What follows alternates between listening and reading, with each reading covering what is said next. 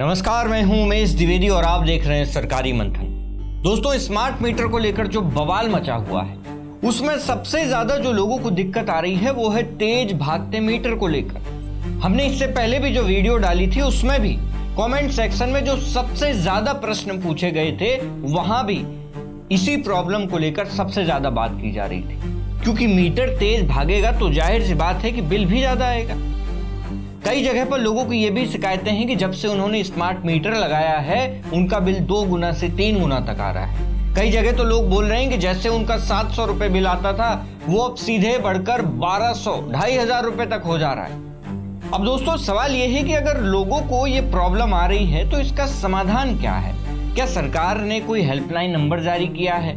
क्या सरकार ने इसके लिए इस ज्यादा बिल के लिए कोई गाइडलाइन जारी की है? और हाल ही में जब सरकार ने ये आदेश दिया कि जो प्रीपेड मोड है उसको बंद कर दिया जाएगा, उस समय भी मीटर की स्पीड और ज्यादा रीडिंग को लेकर कोई आदेश नहीं दिया गया।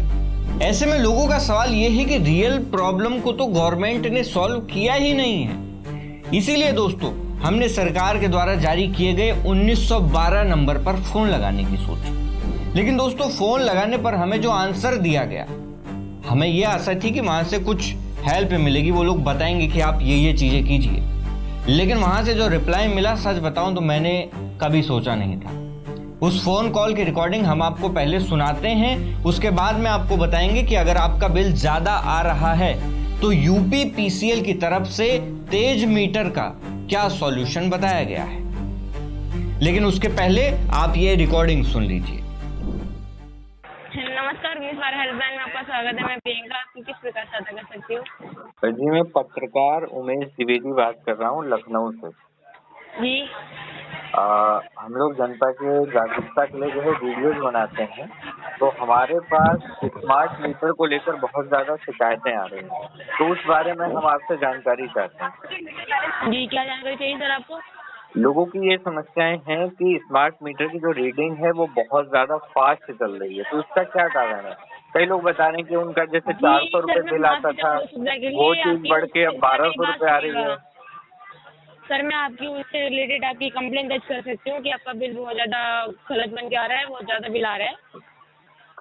नहीं मैडम, कंप्लेन नहीं दर्ज करनी है, मैं जानना चाह रहा हूँ कि इसकी वजह क्या है। नहीं सर, इसकी जानकारी मेरे पास नहीं मिलेगी। आप खुद अपना बिल आप अपना फोन से UPPCL.org वेबसाइट से अपना बिल खुद चेक कर सकते हैं। हमारे पास इसकी जानकारी नहीं मिलेगी। ओके, इसकी जानकारी मैडम कौन दे सकता है? सर, आप अपने पावर हाउस में जाइए, हम आपकी कंप्लेंट दर्ज कर सकते हैं, आपका बिल सही कर दिया जाएगा। नहीं, कंप्लेन मेरी नहीं है ना। मैंने आपको बताया ना कि मैं पत्रकार बात कर रहा हूँ, मैं लोगों के बदले आपसे पूछ रहा हूँ कि इसकी क्या वजह क्या है। नहीं सर, हम आपको इसके बारे में कोई जानकारी नहीं दे सकते हैं, क्योंकि आपकी जो कॉल लगी है वो कंप्लेंट डिपार्टमेंट में ट्रांसफर हुई है। बिल से रिलेटेड आपको हम ज्यादा जानकारी नहीं दे सकते हैं। अच्छा, तो 1912 में इसका समाधान नहीं होगा? नो सर, हमारे पास इसकी जानकारी नहीं है। ओके, ठीक है। इस बारे में समझा करने के लिए धन्यवाद आपका। तो दोस्तों, सुना आपने, 1912 हेल्पलाइन पर इस समस्या का कोई भी समाधान नहीं है। वो लोग सीधे मना कर देते हैं कि हम आपकी कोई मदद नहीं कर सकते। अब दोस्तों, यहाँ पर भी कोई सॉल्यूशन नहीं मिला तो हमने थोड़ा और छानबीन की तो हमें यूपीपीसीएल की तरफ से जारी की गई एक पीडीएफ मिली। 18 अप्रैल 2026 को जारी इस पीडीएफ के दूसरे पेज पर यह सवाल लिखा गया है कि क्या स्मार्ट मीटर तेज चलते हैं?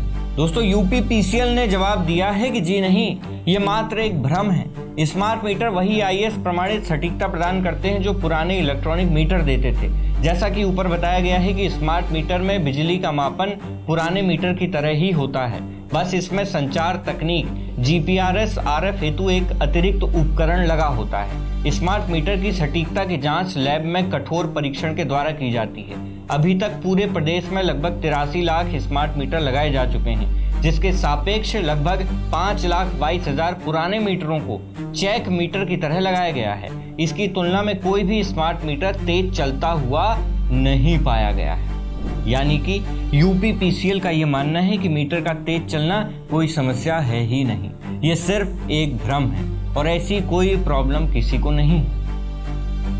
इसके बाद इसी पीडीएफ में तीसरे पेज पर पूछा गया है कि अगर मुझे लगता है कि मेरा मीटर बहुत तेज चल रहा है तो मैं क्या करूं? ये सवाल लोगों ने पूछे हैं यूपीपीसीएल से, जिसका जवाब यूपीपीसीएल देती है कि आप संबंधित उपखंड कार्यालय यानी कि सब डिवीजन ऑफिस में मीटर की जांच के लिए आवेदन कर सकते हैं।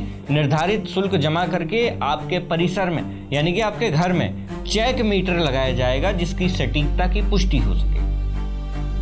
यानी कि जिन लोगों का भी मीटर बहुत तेज चल रहा है और मीटर तेज चलने की वजह से जाहिर सी बात है कि आपका बिल भी ज्यादा आ रहा होगा, तो आप लोग अपने सब डिवीजन ऑफिस में मीटर की जांच के लिए एक एप्लीकेशन डाल सकते हैं।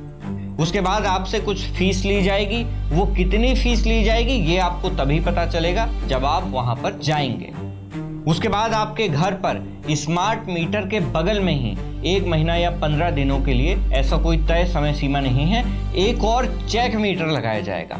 और अगर चेक मीटर और स्मार्ट मीटर की रीडिंग में अंतर आता है तो डिपार्टमेंट के द्वारा आपके स्मार्ट मीटर को चेंज कर दिया जाएगा, बदल दिया जाएगा। लेकिन यहां पर मैं आपको एक पर्सनल सलाह है जो मैं आपको देना चाहता हूं। दोस्तों, चेक मीटर लगवाने के बाद अगर ये बात सामने आती है कि आपके घर में लगा स्मार्ट मीटर खराब था, तो सीधी सी बात है कि ये आपकी गलती तो है नहीं, ये तो डिपार्टमेंट की गलती है। लेकिन आप उस गलत रीडिंग की वजह से ज्यादा बिल दे रहे थे, तो वो जो आपने ज्यादा पैसे दिए उसका रिफंड आपको लेना चाहिए। ये रिफंड आपको कैसे मिलेगा? मुझे पूरा विश्वास है कि बिजली विभाग वालों के पास आप जाओगे तो वो इस बात से साफ साफ मना कर देंगे, वो अपने आप को इस बात से दूर कर लेंगे कि भैया हमारी कोई जिम्मेदारी नहीं है। तो फिर एक कस्टमर, एक उपभोक्ता आखिर करे तो क्या करे? दोस्तों, पर्सनल सलाह जो मैं आपको देना चाहूंगा कि आप अपने क्षेत्र के उन लोगों को इकट्ठा कीजिएगा। ये तब करना है जब चेक मीटर लगाने के बाद ये साबित हो जाए कि आपके घर पर लगाया गया स्मार्ट मीटर खराब था। आप ऐसे लोगों को इकट्ठा कीजिए जिन लोगों के स्मार्ट मीटर खराब थे, लेकिन पिछले कई महीनों से वो लोग आपकी तरह ज्यादा बिल दे रहे थे। आप लोग मिलकर उपभोक्ता फोरम में याचिका दायर कीजिए, केस कीजिए और बाकायदा विद्युत विभाग से ब्याज सहित बिजली विभाग से अपना सारा पैसा आप वसूल कीजिएगा। दोस्तों, इस काम में आपको दिक्कत होगी, परेशानी होगी, लेकिन अगर आप सही हैं तो यकीन मानिए आपको ये करना पड़ेगा। आपको जागरूक होना पड़ेगा, क्योंकि सरकार कुछ करेगी या विभाग कुछ करेगा इसकी संभावना भी कम नजर आ रही है। सरकार को जितना करना था उन्होंने प्रीपेड मोड को बंद कर पोस्टपेड मोड को चालू कर दिया। इससे ज्यादा सरकार कुछ करेगी इस बात की संभावना फिलहाल तो दोस्तों नजर नहीं आ रही है। अगर कुछ कर दे सरकार इसको लेकर तो बहुत बढ़िया बात है, लेकिन दोस्तों फिर भी अगर कोई नया अपडेट आता है इस मुद्दे को लेकर तो हम आपके लिए एक अपडेटेड वीडियो जरूर लेकर आएंगे। लेकिन उसके लिए आपको चैनल को सब्सक्राइब करना होगा और बेल आइकन को भी प्रेस करना होगा। और इस वीडियो के लास्ट में हमेशा की तरह मैं आपसे एक सवाल पूछूंगा कि क्या दोस्तों आपको ये नहीं लगता कि भारत में आज भी लोगों को, आम जनता को बिजली और पानी के लिए संघर्ष करना पड़ रहा है? अभी भी 2026 के हिसाब से जो सुविधाएं इस देश के आम आदमी को मिलनी चाहिए थी वो नहीं दी जा रही हैं। गरीब आदमी है उसके लिए सरकार बहुत सारी योजनाएं ले आती है, अमीर आदमी है उसको किसी योजना की जरूरत नहीं, लेकिन जो ये बीच का मिडिल क्लास आदमी है ये कहाँ जाएगा? इसके लिए भी तो आपको योजना लेके आइए, ये तो बस टैक्स देता रहता है। दोस्तों, आपकी इस मुद्दे पर जो भी राय हो हमें कमेंट बॉक्स में जरूर बताएं, क्योंकि आपका एक विचार किसी के भी जीवन में परिवर्तन लाने के लिए काफी होता है। मैं हूं उमेश द्विवेदी और आप देख रहे थे सरकारी मंथन। नमस्कार।